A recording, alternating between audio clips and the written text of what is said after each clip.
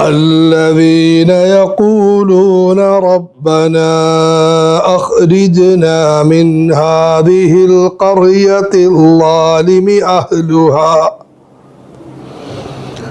واجعل لنا من لدنك وليا واجعل لنا من لدنك نصيرا. മർദ്ദിതരുടെ മോചനത്തിന് വേണ്ടി നിങ്ങൾ പോരാടാതിരിക്കുന്നത് എന്തുകൊണ്ടാണ്?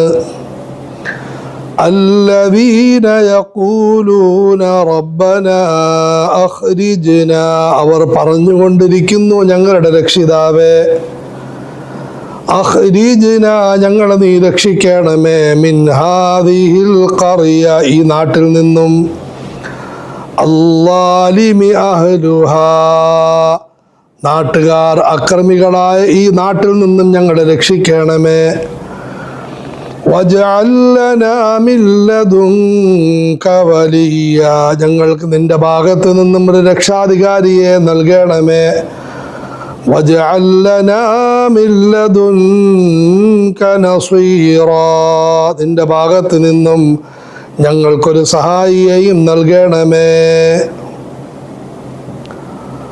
അല്ലാഹു തആല ആയത്തിൻ്റെ ഈ ഭാഗത്ത് മർദ്ദിതരായ സാധുക്കളുടെ ചിത്രീകരണം വളരെ ഉജ്ജ്വലമായ നിലയിൽ നടത്തുകയാണ്.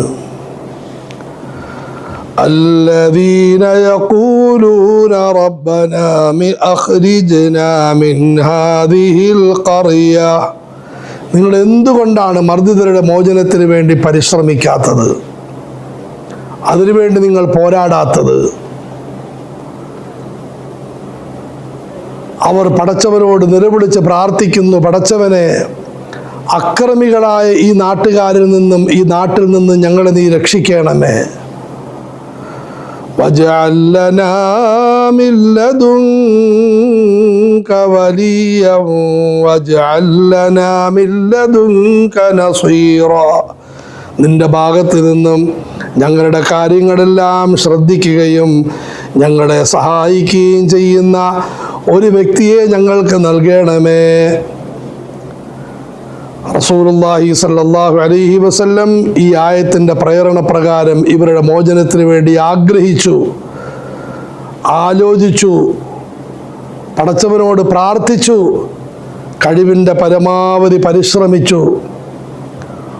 ഒരു തുള്ളി രക്തം പോലും ചിന്താതെ ഇവരെ മോചിപ്പിക്കുന്ന സുവർണാവസരമുണ്ടായി.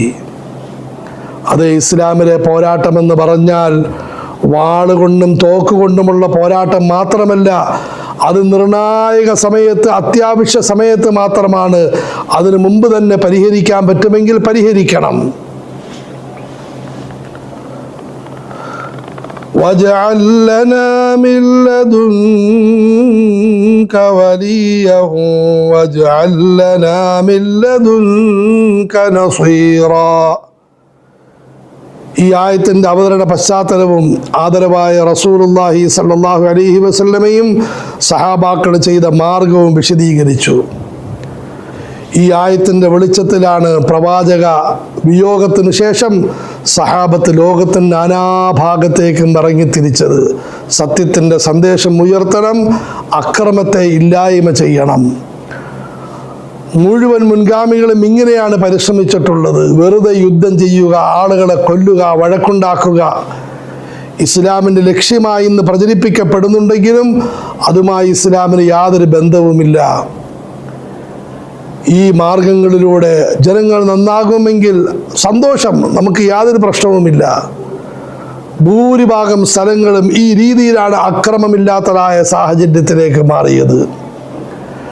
അടുത്തതായി പ്രിയപ്പെട്ട സഹോദരങ്ങൾ, ഈ ആയത്തിൻ്റെ വെളിച്ചത്തിൽ വളരെ സുപ്രധാനമായ മറ്റൊരു കാര്യം പറയുകയാണ്. അതിനുവേണ്ടിയാണ് ഇതിൻ്റെ രണ്ടാം ഭാഗത്തേക്ക് വിഷയത്തെ മാറ്റിവെച്ചത്. മർദ്ദിതരുടെ മോചനം എന്ന് കേൾക്കുമ്പോൾ നമ്മളുടെ ചിന്ത നമ്മളുടെ നാട്ടിൽ മർദ്ദിക്കപ്പെടുന്ന ആളുകളിലേക്കും അതുപോലെ വിദേശങ്ങളിൽ മർദ്ദിക്കപ്പെടുന്ന സഹോദരങ്ങളിലേക്കും തിരിയാറുണ്ട്. തീർത്തും ന്യായമാണ്, ശരിയാണ്. പക്ഷെ ഒരു കാര്യം ഈ സൂറത്തിൻ്റെ ആരംഭത്തിലും ഇടയ്ക്കും പലപ്പോഴും പറഞ്ഞു, ഈ സൂറത്തിൻ്റെ നൂൽക്കെട്ട് ഭദ്രമായ കുടുംബജീവിതം എന്ന വിഷയമാണ്. ആ ഒരു വിഷയം പറഞ്ഞാണ് അവിടുന്ന് ദുർഗുണങ്ങളെപ്പറ്റി അള്ളാഹു പറഞ്ഞത്. ശേഷം പ്രശ്നങ്ങളുണ്ടായാൽ വിധി ചോദിക്കാൻ പ്രവാചകനെ സമീപിക്കണമെന്ന് നിർദ്ദേശിച്ചത്. ഇപ്പോൾ പോരാട്ടത്തെക്കുറിച്ച് പറയുന്നത്. അത് ഈ വിഷയം നമ്മളുടെ കുടുംബജീവിതത്തിനും വളരെ ബാധകമാണ്. കുടുംബജീവിതം ഭദ്രമാകണമോ, ദുർഗുണങ്ങൾ വർജിക്കണം, സൽഗുണങ്ങൾ ഉണ്ടാക്കിയെടുക്കണം. കുടുംബജീവിതം നന്നാകണമോ, പ്രശ്നങ്ങൾ വല്ലതുമുണ്ടായാൽ അള്ളാഹുവിലേക്കും റസൂലിലേക്കും ഖുർആൻ ഹദീസുകളുടെ പാണ്ഡിത്യമുള്ള പണ്ഡിതന്മാരിലേക്കും മടങ്ങണം. കുടുംബകാര്യങ്ങളിൽ വഴക്കുകളുണ്ടായി, അപ്പോൾ അതിൽ തികഞ്ഞ സൂക്ഷ്മത പുലർത്തണം. പ്രത്യേകിച്ചും അതിൽ ഏതെങ്കിലും വിഭാഗം മർദ്ദിക്കപ്പെടുന്നു, അവരുടെ മോചനത്തിന് വേണ്ടി പരിശ്രമിക്കണം. ആരെങ്കിലും ആക്രമിക്കുന്നു, അക്രമികളെ തടഞ്ഞു നിർത്താനും പരിശ്രമിക്കണം. ഈ ആയത്തുകളിൽ അതിലേക്കും സൂചനയുണ്ട്. പുറത്തുള്ള ശത്രുക്കളെപ്പറ്റിയും അക്രമങ്ങളെപ്പറ്റിയും പറയാനും കേൾക്കാനും വളരെ എളുപ്പമാണ്. എൻ്റെ അക്രമങ്ങളെക്കുറിച്ച്, എൻ്റെ ആളുകളുടെ അക്രമങ്ങളെക്കുറിച്ച്, എന്നിലൂടെയും എൻ്റെ ആളുകളിലൂടെയും ആക്രമിക്കപ്പെടുന്ന ആളുകളെക്കുറിച്ച് നമുക്ക് ചിന്തിക്കാൻ പോലും ഭയമാണ്. പ്രിയപ്പെട്ട സഹോദരങ്ങളെ, ഈ ആയത്തിൻ്റെ വെളിച്ചത്തിൽ ആത്മാർത്ഥമായി ചിന്തിക്കും. നമ്മളുടെ കുടുംബങ്ങളിൽ എത്രയോ ആളുകൾ ക്രൂരമായ അക്രമങ്ങൾ ചെയ്യുന്നുണ്ട്. എത്രയോ ആളുകൾ ക്രൂരമായ അക്രമങ്ങൾക്ക് വിധേയമാകുന്നുണ്ട്. അത് അവസാനിപ്പിക്കാൻ നമ്മൾ എത്രമാത്രം പരിശ്രമിക്കുന്നുണ്ട്. നന്നായി അടിക്കട്ടെ, തല്ലിപ്പിരിയട്ടെ എന്നൊരു സമീപനമല്ല നമ്മൾ സ്വീകരിക്കുന്നത്. എത്രയോ സ്ത്രീകളെ അവരുടെ ഭർത്താക്കന്മാർ ക്രൂരമായി പീഡിപ്പിക്കുകയും അവരുടെ ജീവിതം അങ്ങേയറ്റം ദുസ്സഹമാക്കുകയും ചെയ്യുന്നു. പല ഭർത്താക്കന്മാരുടെയും ചിന്ത അവരേതോ സർവാധികാരിയും ഭരണാധികാരിയുമാണ്, പെണ്ണ് കാലിൻ്റെ അടിയിൽ തന്നെ കടന്ന് ഞെരിഞ്ഞമർന്നു കൊള്ളണം. ഈ നിലയിൽ കഴിയുന്ന എത്രയോ നമസ്കാരക്കാരുടെയും നോമ്പുകാരുടെയും നന്മകളുമായി ബന്ധപ്പെട്ടവരുടെയും വീടുകളുണ്ട്. എത്രയോ പർദ്ദ അണിഞ്ഞ സഹോദരിമാർ അവരുടെ ഭർത്താക്കന്മാരെ കുറിച്ച് മോശമായി സംസാരിക്കുന്നുണ്ട്, വേണ്ടാത്ത കാര്യങ്ങൾ പറയുന്നുണ്ട്, മാനസികമായി പീഡിപ്പിക്കുന്നുണ്ട്. ഇത് കണ്ടിട്ട് നമ്മൾ എത്രമാത്രം പരിശ്രമിക്കുന്നു.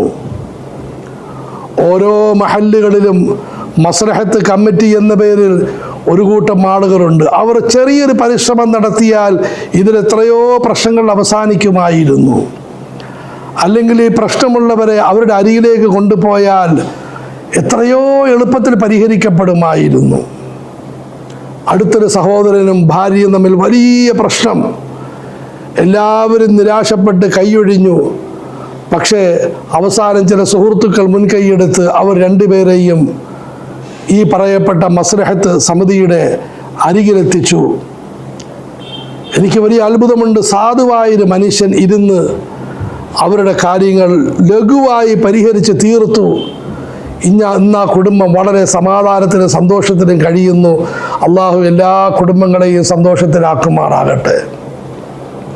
അതുപോലെ സാമ്പത്തിക പ്രശ്നങ്ങൾ ഉണ്ടാകുന്നു, നമുക്കിടയിൽ സംഘടനാ പ്രശ്നങ്ങൾ ഉണ്ടാകുന്നു. ഏതെങ്കിലും ചെറിയൊരു പ്രശ്നമുണ്ടായാൽ മതി, ഇമാമും അതുപോലെ തന്നെ മഹല്ലിലെ കാര്യകർത്താക്കളും തമ്മിൽ പ്രശ്നമാകുന്നു. നമ്മളെല്ലാവരും വെറും നോട്ടക്കാരായിട്ട് മാത്രം ഇരിക്കുകയാണ്. ഈ ആയത്ത് ഇത്തരം സന്ദർഭത്തിലും ബാധകമാണ്. വമാലക്കും ലാ തുഖാതിലൂന ഫീ സബീലില്ലാഹി വൽ മുസ്തദഅഫീൻ. മർദ്ദിതരായ ആളുകളുടെ മോചനത്തിന് വേണ്ടി നിങ്ങൾ എന്തുകൊണ്ടാണ് പരിശ്രമിക്കാത്തത്? പലരുടെയും അക്രമങ്ങൾ കാരണം, ഇവിടെ അതുപോലെ മാനസിക പീഡനങ്ങൾ കാരണം ആത്മഹത്യകൾ നടന്നുകൊണ്ടിരിക്കുന്നു. വലിയ വലിയ പ്രശ്നങ്ങൾ ഉണ്ടായിക്കൊണ്ടിരിക്കുന്നു.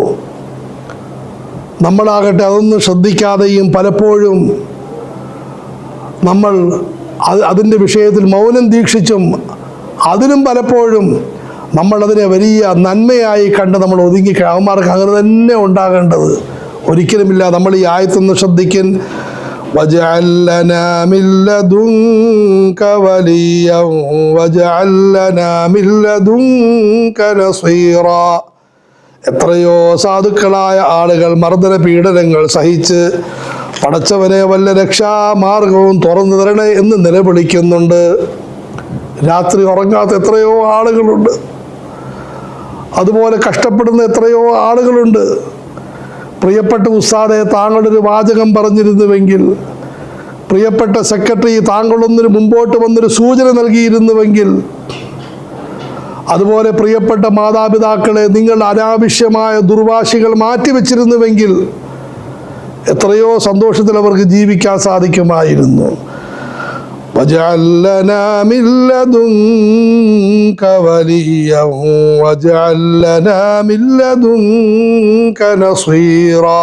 ഓർക്കണം, ഇത്തരം ആളുകളെ പറ്റി ഈ ആയത്ത് പഠിപ്പിക്കുന്നത് അള്ളാഹുവിൻ്റെ ഭാഗത്ത് നിന്നുമുള്ള സഹായി. പ്രശ്നം പരിഹരിക്കാൻ വേണ്ടി പരിശ്രമിക്കുന്ന സഹോദര, അക്രമിയെ അക്രമത്തിൽ നിന്നും പിടിച്ചു മാറ്റാൻ പരിശ്രമിക്കുന്ന സഹോദരി, ആക്രമിക്കപ്പെട്ടവരെ അവർക്ക് ആശ്വാസം നൽകാൻ വേണ്ടി അധ്വാനിക്കുന്ന പരിശ്രമിക്കുന്ന മഹത്തുക്കളെ, നിങ്ങൾ പടച്ചവന്റെ ഭാഗത്ത് നിന്നുമുള്ള സഹായികളാണ്. വജഅൽ ലനാ മിൻ ലദുൻക വലിയ്യൻ വജഅൽ ലനാ മിൻ ലദുൻക നസീറാ.